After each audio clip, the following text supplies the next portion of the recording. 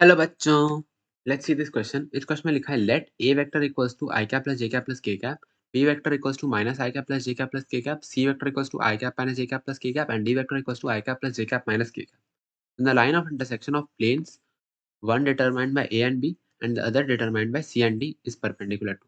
Basically पहले तो मेरे को प्लेन निकालना होगा determined by A B and the other determined by C D.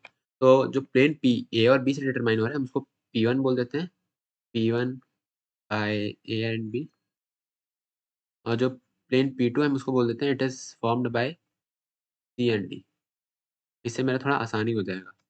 अब P1 मेरे को निकालना है, तो P1 के लिए हम क्या करते हैं सबसे बस उसका नॉर्मल वेक्टर निकाल लेते हैं एक प्लेन का। एक प्लेन का ज प्रॉपर्टी होता है इसका नॉर्मल वेक्टर। तो नॉर्मल वेक्टर निकालने के लिए क्या करेंगे, हम A क्रॉस B निकाल लेंगे। A क्रॉस B से जो मेरे को वेक्टर मिलेगा वो उस प्लेन के का नॉर्मल वेक्टर होगा, नॉर्मल वेक्टर के डायरेक्शन में होगा। तो हम क्या करते हैं सबसे पहले A क्रॉस B निकाल लेते हैं। A cross B, A cross B हम यहाँ पे निकालेंगे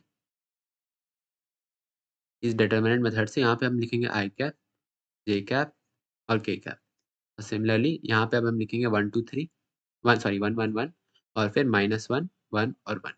यहाँ हम कैलकुलेट करेंगे तो आई कैप के साथ मेरा आ जाएगा 0, माइनस जे कैप के साथ मेरा आ जाएगा 2 और प्लस के कैप के साथ मेरा आ जाएगा 2।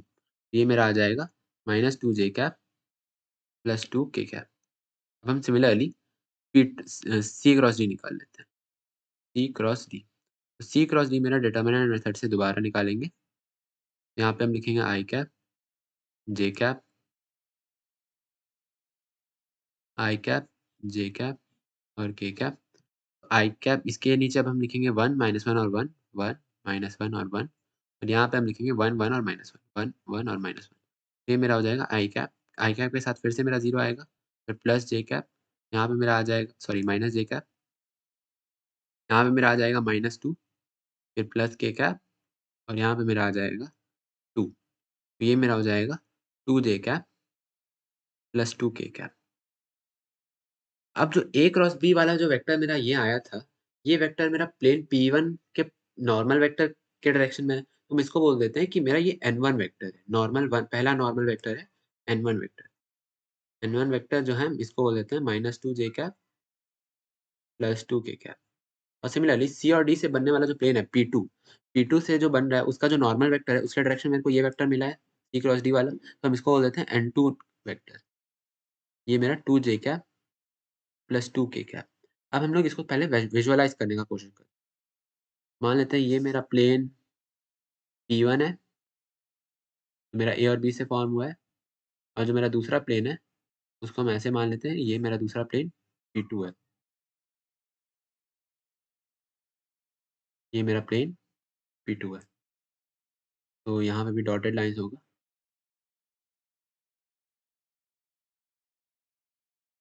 अब हम जानते हैं ये है मेरा प्लेन P1 और मान लो ये मेरा प्लेन है P2।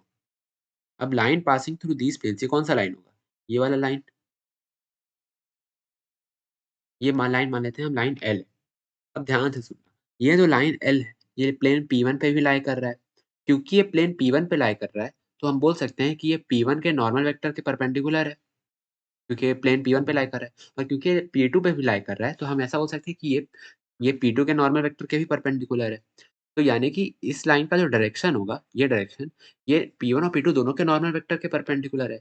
यानी L का जो डायरेक्शन रेशियो होगा, हम उसको बोल सकते हैं वो N1 क्रॉस N2 के डायरेक्शन में होगा। N1 क्रॉस N2 मेरे को बस अब निकालना है। तो ये लाइन का डायरेक्शन बस मेरे को निकालने के लिए N1 क्रॉस N2 निकालना होगा। N1 है मेरा -2 जे कैप प्लस 2 के कैप और N2 मेरा है यहाँ पे आ जाएगा क्रॉस 2 जे कैप प्लस 2 के कैप। यहाँ तो हम बिना डिटरमिनेंट के भी क्रॉस प्रोडक्ट कैलकुलेट कर सकते हैं। जे क्रॉस जे मेरा 0 दे देगा। उसके बाद -2 जे क्रॉस के, तो ये मेरा हो जाएगा -4 आई कैप, फिर मेरा आ जाएगा प्लस 2 के प्लस 4 के क्रॉस जे, यहाँ पे मेरा आ जाएगा माइनस आई कैप। तो ये मेरा हो जाएगा -8 आई कैप। तो यानी कि जो डायरेक्शन है एल का वो नेगेटिव एक्स डायरेक्शन की तरफ है। अगर डायरेक्शन देखें तो -8 माइनस आई कैप आया है। तो यानी कि एल का जो डायरेक्शन है वो माइनस नेगेटिव एक्स डायरेक्शन में है। तो क्योंकि अगर हम इसको कोऑर्डिनेट एक्सिस से दिखाएँ, ये मेरा एक्स एक्सिस है, ये मेरा वाई एक्सिस है और यदि ये मेरा जेड एक्सिस है, एक्स, वाई और ज़ेड, जो मेरा एल लाइन है, एल लाइन मेरा इस डायरेक्शन में पॉइंट कर रहा है। तो हम बोल सकते हैं कि ये वाई और ज़ेड के तो परपेंडिकुलर है ये वाला लाइन। तो हम बोल सकते हैं this line is perpendicular to both Y and Z axis. जो मेरा करेक्ट ऑप्शन हो जाएगा, वो हो जाएगा option D, both perpendicular to both Y and Z axis. So D option is my correct option. I hope everyone got the solution. Thank you.